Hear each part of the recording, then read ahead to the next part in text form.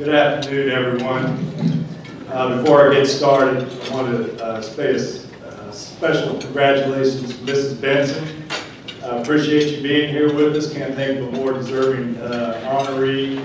Thank you for everything that you and your team are doing in the community, not just with the Saints and the Pelicans, but all over the community. So thank you.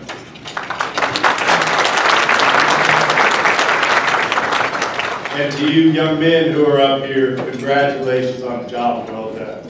I know you worked hard to be here, and I know your parents and family members out in the audience are very proud of you.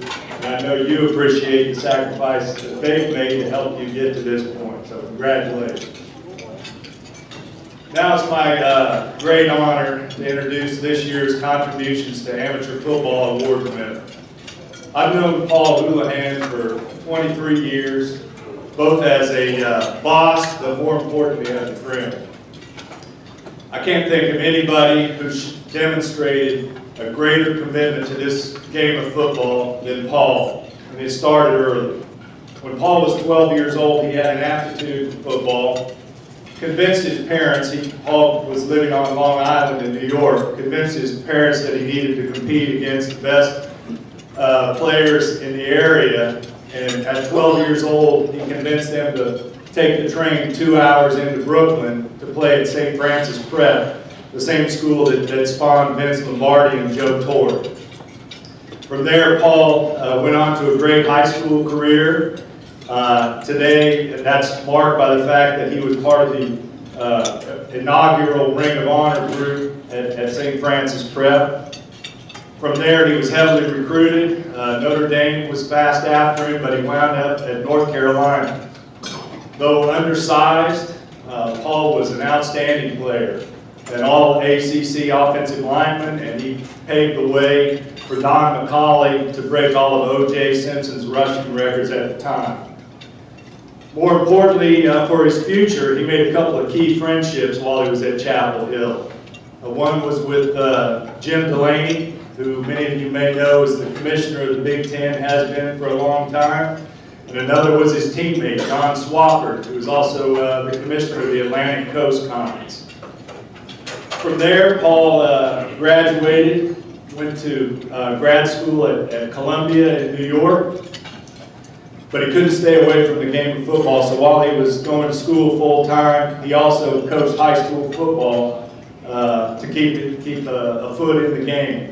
After finishing up at Columbia, Paul went back to North Carolina and did everything he could to support the program there. He was a strength coach, academic advisor, associate athletic director, whatever it called for. And it's been fun for me over the years to see the former athletes in all sports talk about the workouts that Paul used to put them through in the strength and conditioning room.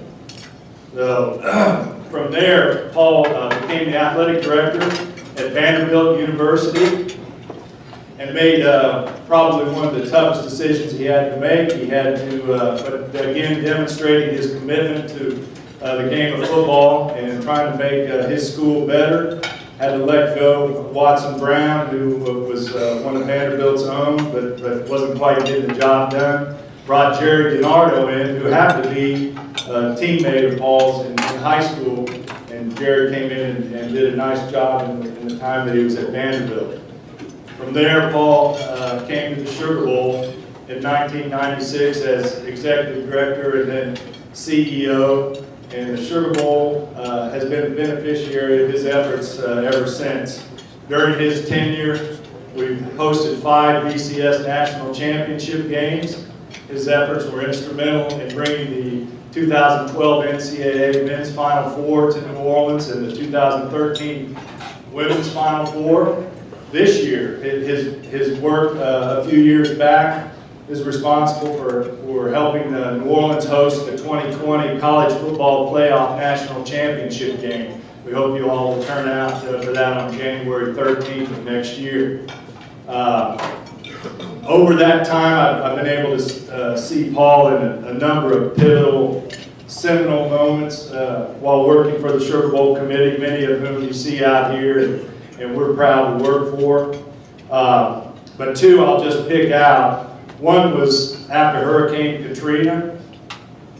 There were, everyone here knows what happened then. There were a lot of cities and local organizations around the country that were trying to take our place that year. They were more than happy and volunteering to take the Sugar Bowl spot. But Paul wasn't going to let that happen. He and I flew to Chicago and met with the commissioners that run college football, two of whom were the gentlemen I mentioned earlier, Delaney and Swafford. And as Paul said, very much selling out of an empty wagon. We convinced the commissioners that we could do the job in Atlanta and do it well and not miss a beat.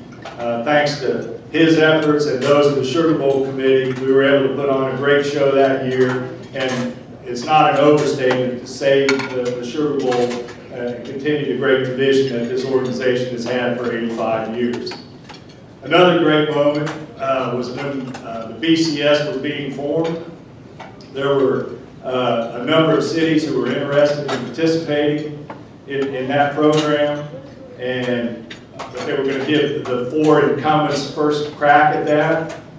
The Fiesta Bowl went in first with the commissioners and pretty much laid an egg and had the commissioners ready to open it up to all bidders around the country.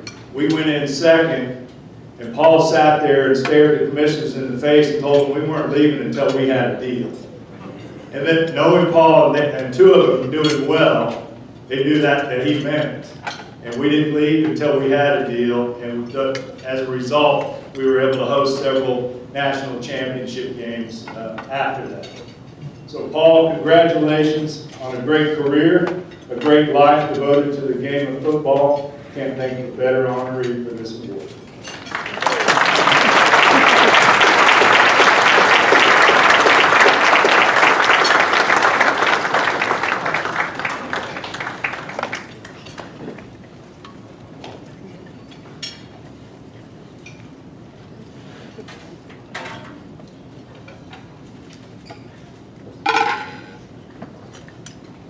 Thank you for that introduction, Jeff,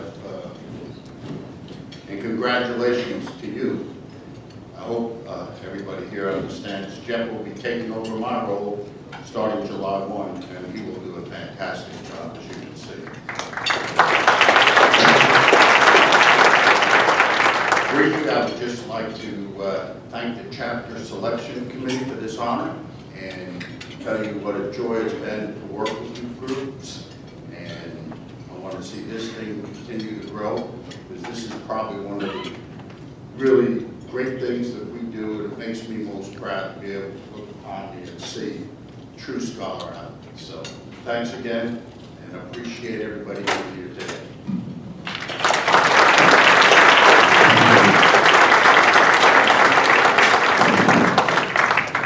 Thank you, Paul, and thank you for your distinguished service. It has truly been a pleasure to be involved with you and to be involved with the Sugar Bowl for so many years now. Our next award is the Distinguished American Award. It will be introduced by Dennis Lauscher, who is the president of the New Orleans Saints. This award is presented each year to an individual who has set the standard for a life of service to the community and has made a significant contribution to the betterment of amateur football. Dennis himself is tremendously accomplished with having been born and raised and educated in our Allstate Jesuit and in Alabama, and of course has risen through the ranks to be the president of our New Orleans Saints and Pelicans, and has done a tremendous job in the process. And it's been a distinct honor to run the Saints Hall of Fame for them for many years now, and continue to try to make that bigger and better. It's easy to do when you have people like this. Please welcome Mr. Dennis Lauscher. Dennis? Thank you, Ken, and sincerely I appreciate everything you do and everyone does for our organization. Big congratulations to Paul. An honor, truly deserving. Thank you for everything you've done for our community and everything you'll do for our community. You mentioned a little earlier you're retired from the state of New Orleans, and I'm very happy to hear that. So thank you very much. So honorees, congratulations. You guys are really inspiring to me. You do tremendous things, on the field, and then you do tremendous things in the classroom. I'm really look up to you guys. Jeff and the board, thank you again for letting us participate today. We really appreciate it. Fred Digby, founder of the Sugar Bowl, some of you guys may know. Of course you do. He once said New Orleans can do it 100 times better when speaking about the Rose Bowl. I agree with this community. I think we can do things 100 times better. And I know in this community, no one lives that much before Mrs. Gayle Benson. In order to make it 100 times better, it takes passion for your community. It takes passion for your people in the community. It takes an unwavering amount of effort, hard work, deep sense of care, and a desire to succeed more than anyone else. There's no question Mrs. Benson leads by example every day and does try to make our community better than anywhere else. You see the competition we have now in our sport. You see the competition that we have in our bowl games. You see the competition that our city has. We have a tremendous amount of competition and hard work, and she's there every day helping us meet that challenge head on. I am therefore privileged, honored, and thankful to introduce the 2019 Distinguished American Award to Mr. Gayle.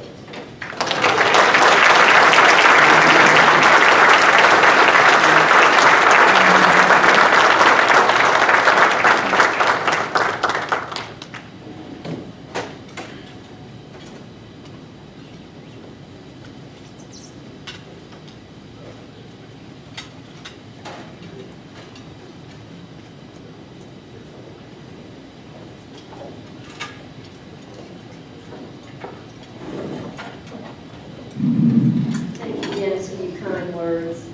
Thank you all for this kind award. Good afternoon, everyone.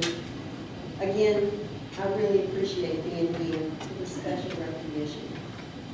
It is particularly meaningful to me to receive this award, given the history of past recipients, especially my husband, Tom Benson, and others in our organization, including Dennis Lasher and Mickey Loomis. I think the fact that the Sugar Bowl has been gracious enough to recognize so many individuals from our team speaks to the commitment we have to growing our game and serving the community. I know that the Sugar Bowl, its leadership and members, share that commitment, and the impact they have on New Orleans is beyond measure. While the challenges and changes to the game and business of football have been significant over the years, the one thing that has not changed is the responsibility we all feel to serve and inspire our community through football. As our game and business continue to grow, we have had the good fortune of working more closely with the Sugar Bowl on a number of matters, including recruiting and hosting major events like the Final Four and National Championship games. Those opportunities have given us an even greater appreciation for how strongly the Sugar Bowl committee cares and is invested in our city. I would like to take this opportunity to thank Paul Hoolahan in particular for all he has done for the Sugar Bowl, the game of football in this great city. Thank you, Paul. While I